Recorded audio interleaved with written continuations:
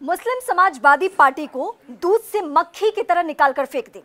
ये बड़ी बात और चुनावी माहौल में ये फरमान जारी किया है ऑल इंडिया मुस्लिम जमात के राष्ट्रीय अध्यक्ष मौलाना शहाबुद्दीन रिजवी ने। ये बड़ी बातें उन्होंने क्यों कही है, सिलसिलेवार तरीके से मैं आपको बताने जा रही हूँ। MY समीकरण को आधार बनाकर समाजवादी पार्टी चुनावी माहौल में जीत का दावा करती रही है चुनाव दर चुनाव, लेकिन इस चुनाव तक आते आते मुस्लिम खेमे में बहुत नाराजगी है।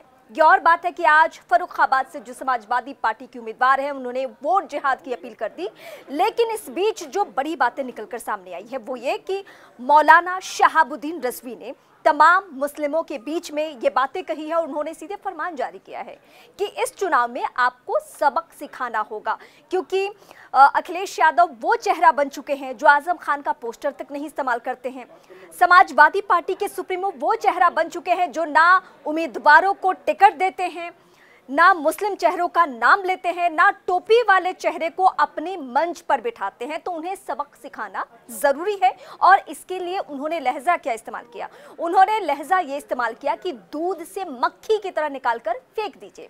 लेकिन अगर ये प्यार शिफ्ट हो रहा है समाजवादी पार्टी से मुस्लिम धर्मगुरुओं का, तो कहां जा रहा है? दरअसल इसका फायदा होने जा रहा है बीएसपी को।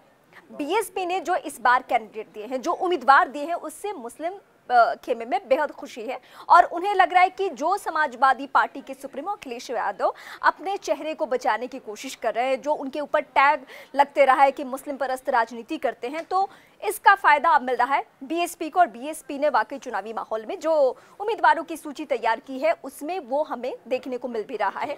तो क्या MY समीकरण को आधार मानकर जो पार्टियां राजनीति करती है, आने वाले दिनों में उन्हें मुस्लिमों से भी खतरा है?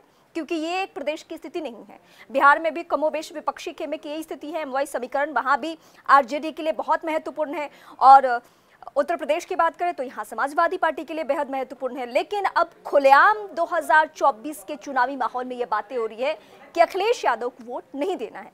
क्या हम इस दोनों बातों को लिंक करके आपस में देखें कि आज फर्रुखाबाद से समाजवादी पार्टी की जो कैंडिडेट है मारिया, उन्होंने भी चुनावी माहौल में कहा वोट जिहाद करो, किसी की सुनो नहीं, जज्बात मत रखो, आप खामोशी से जाकर वोट जिहाद करो।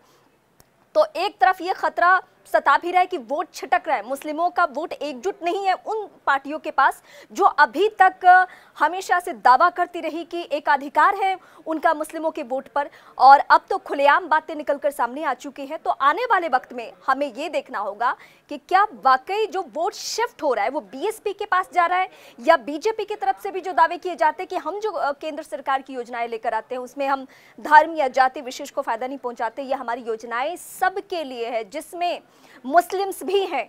तो इस वक्त आप हमें कमेंट करके बता सकते हैं कि क्या वाकई मुस्लिमों का प्रेम खत्म हो चुका है समाजवादी पार्टी से?